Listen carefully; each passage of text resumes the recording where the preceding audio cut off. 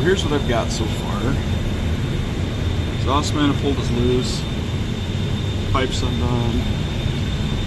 I did the other side of the Y pipe, so that will all come out. I'm trying to fish this dipstick tube. Starter's out. Looks like I'm gonna unbolt this manifold.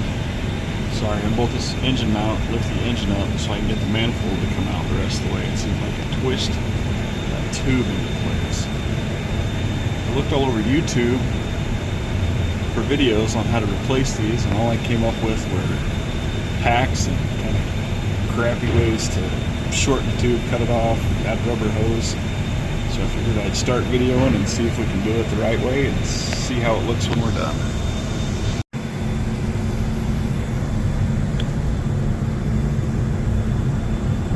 So I've got the dipstick tube in place.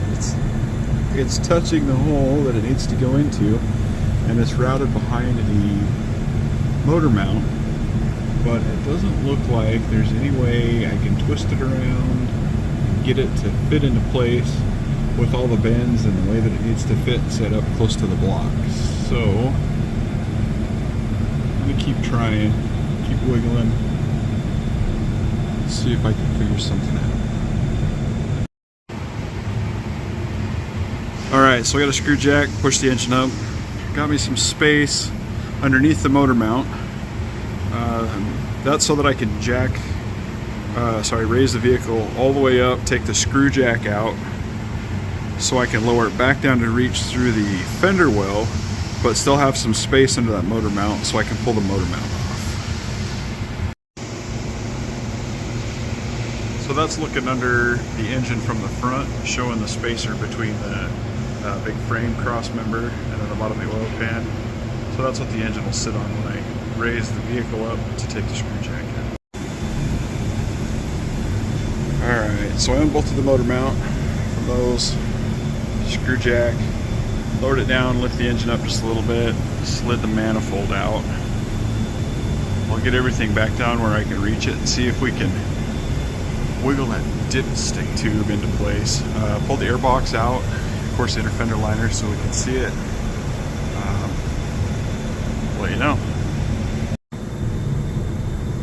Okay, bolts are out of the motor mount to the block.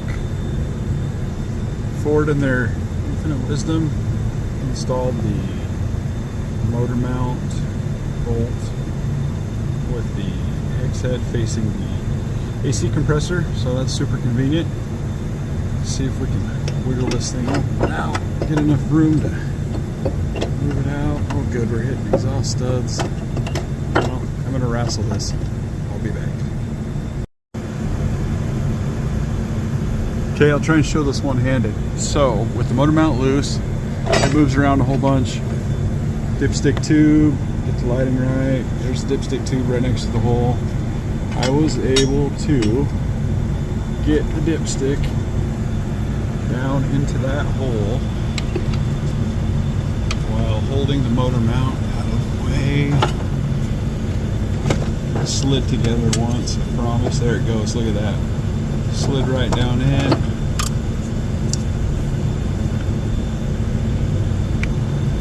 I'm gonna put a little Wiener sliding on that O-ring so it goes together a little better. But that was the secret to success right there, just taking enough parts off. Now all that's left is the dreaded workshop manual phrase of reassembly is the reverse of removal.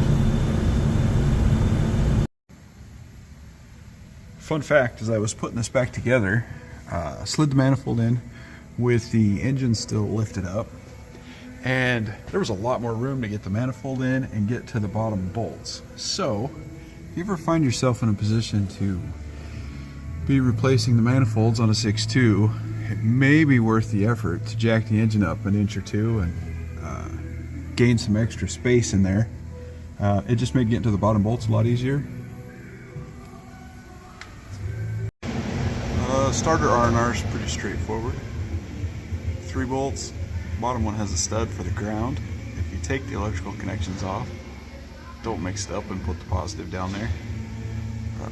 Sparks and fire are exciting, but not really a good idea.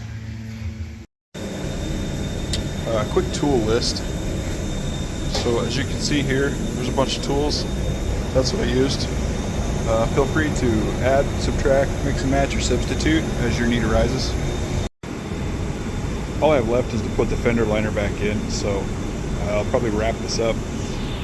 I did take the airbox off the top, so I would probably start with that as you're going into it. Get the airbox off, get the fender liner out of the way. Loosening up the Y pipe for the exhaust, that helped a bunch. And get the exhaust manifold out of the way. That'll let you jack the motor up, or you can do that before the manifold. You got to take that motor mount off. Not all the way off, just loosen it up. I'll show that a little bit later on. But then you can sneak that new dipstick tube in. I used a little bit of heat on the engine block to get the dipstick tube to slide out, just to make sure to come out on a pair of vice grips. I didn't film that because I thought this was going to be a quick, easy job, but it turns out it was pretty involved. So if you decide to bail into this, I would give it a 5 bananas on the difficulty scale. Not so much because it's so technical, but I ended up doing it on the lift here at my work. I had to jack the truck up, take the wheels off, I had to jack the engine off. So if you're doing it in your driveway, good luck, be safe. Plan on taking a little while. I've got about 4 hours in this whole project from start to finish.